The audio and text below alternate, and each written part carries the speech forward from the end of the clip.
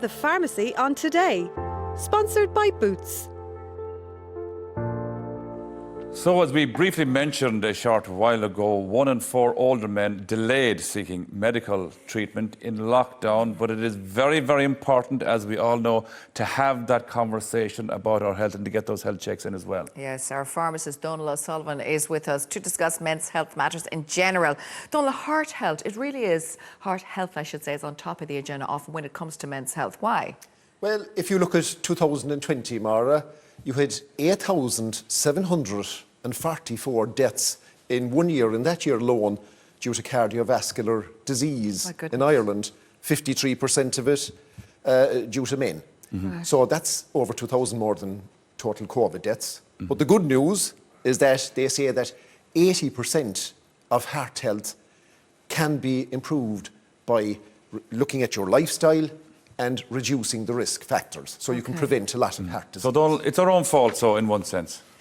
We're not taking care of ourselves enough. There was one thing I was amazed of there, Dahi. I don't want to be weighing things down with statistics, but the Irish Heart Foundation were saying that in over 45s, 50% of people have high blood pressure. 2 out of 3 women with high blood pressure are not getting it treated, and that rises to 4 out of 5 for men. So we definitely can improve. Do you think of some of these people, of course, obviously there are certain factors that you can't change, maybe genetics or different things, like predisposition to certain heart conditions, we should say that. Yes. But do you think that a lot of people don't know they have high blood pressure? Yeah, like I said, that's what the statistics prove. So regular checkups with the doctor, Mara, are so important. Now, in addition, you can talk to your pharmacist about buying a blood pressure monitor. That's right, you can get those now, can't you? You can, yeah, and we'll say you get ones there, the arm ones are more accurate. You can get ones, they take 3 readings, so it gives you a good average reading. And you have ones even for over 50s, they help detect atrial fibrillation, which is irregular heartbeat, and that could lead to stroke. And then, of course, you have 24-hour blood pressure monitoring that you could talk to your doctor or certain pharmacists about, because that gives you a more accurate picture of your blood pressure over 24 hours. So if you do have blood pressure, would you not feel it in your own body without going to the doctor? You may not necessarily feel it, Dahi. So 120 over 80, you'd often hear that is the gold standard. Can you explain that to us, that just for people watching, 120 over 80? We'll say they call it systolic over diastolic, but what they're talking about, Mara, is that when the heart is pumping, that's the top reading. There's more pressure in the pipes. It's like, a pump and pipes in here. So when the pump is contracting, that's when you have the higher reading on top. And then when it's relaxing, you have the lower reading. So if you hit, for example, 140, their measures of pressure, 140 over 90, you should talk to your doctor about that. That's high. Or maybe lower if you have diabetes. Or it could be 140 over 80. You might be advised to... But the problem, Donal, I suppose, in one sense, if you don't feel that you have high blood pressure, and if you do have high blood pressure, and if you don't do anything about it for a long time, that's when the trouble starts. That's when it is, and that's causing damage to your blood vessels. It's putting pressure on the pump, on the heart. So you could be looking for trouble down the line. Early diagnosis is the key. So now, you mentioned earlier on that lifestyle. I suppose a very basic lifestyle. We always talk about exercise. Tell us what we should do just to help ourselves not get in trouble. Well, if we look at, we'll say, body fat, especially if it's around the waist. So they have these general guidelines, Mara, like men should try to stay under 37 inches in the waist, for women 32 inches. And then you have certain readings for cholesterol.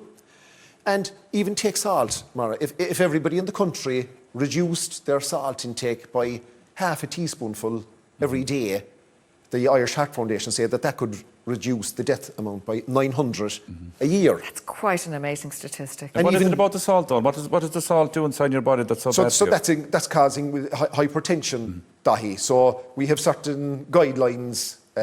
Adults maybe stay under 6 grams a day, maybe school-going children 4 grams of it. But the trouble is, you have hidden salt, could be in bread, could be in Isn't the salt you're putting on your dinner at all? That could be part of it, but obviously there's other parts of it. So as flavouring, we should probably maybe use more pepper, lemon. But it's interesting, though, you say that years and years ago when people ate more natural things from their gardens or fish or all that type of thing, there were no hidden salts. So over-processing of food there or Exactly, hidden Maura. salt in But if that. you look at biscuits and breakfast Yeah. cereals particularly as well, you don't even realise You don't realise it. there's Yeah. a lot of salt inside And there as salt, well, and yeah. sugars as Your well. But even crackers. meats as well, Yeah. isn't there? I mean, when you look Yeah. at it's processed food, isn't it? Processed food, we'll say, has a lot to do with it. Then your takeaways, it could be inside it already. Yeah, So, yeah. you know. And Donald, what about people now say stress? I'd imagine stress adds to all of this. But if there's nothing worse than a fellow, if he's stressed, to be told to calm down, because that'll make him more stressed, right? Yeah, I suppose So you're- if yeah. somebody is stressed, what can they do?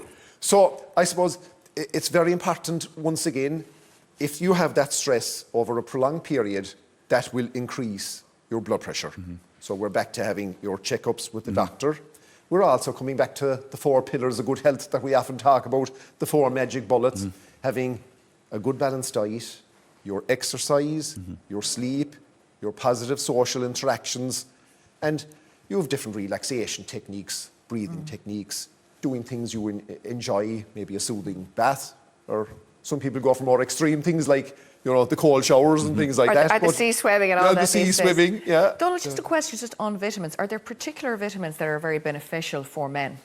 So I take a supplement, Mara. Yeah. There is no substitute for a good balanced diet, but it's just, I've said before, it's like an insurance policy. Now we also get regular blood tests with the doctor just to check if I'm deficient with any vitamin. But talking about cardiovascular health, Magella now, she takes plant sterols. If you take 2 grams of those a day and you're watching your diet, it's been proven that you could reduce your LDL, bad cholesterol, by up to 15%. And fish oils, of course, they're Fish beneficial. oils, your omega-3, like we were there. Rory Yes, has with the, Rory, yeah. the salmon. Spiel on going there. that, yeah. So we should have fish. We're recommended to have fish twice a week. Oily fish like salmon, sardines, mackerel, at least once a week. Yeah, Donald, say for example, I don't know, is it when you're 45, 46 or in and around that age, if you hit if your blood pressure hits a certain level or if your cholesterol hits a certain level, that you end up being on a tablet for the rest of your life because it won't come down naturally. Is that true? Well, they might have certain targets, Doc. Yeah. So I don't want to get bogged down with the targets because the doctor might have a target for me of having 6 millimoles per litre of total cholesterol, but it might be for somebody with heart health. It could be lower. It could be 5 for me. It'll be 4.5 for them.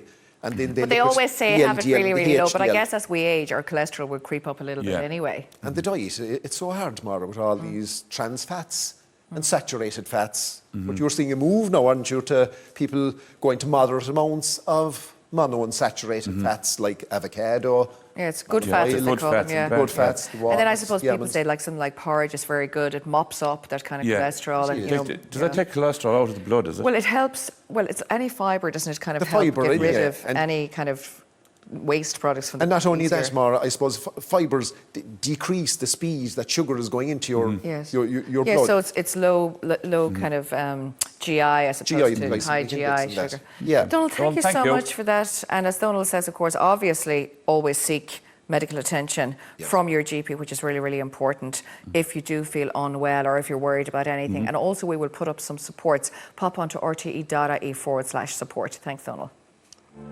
The Pharmacy on Today. Sponsored by Boots.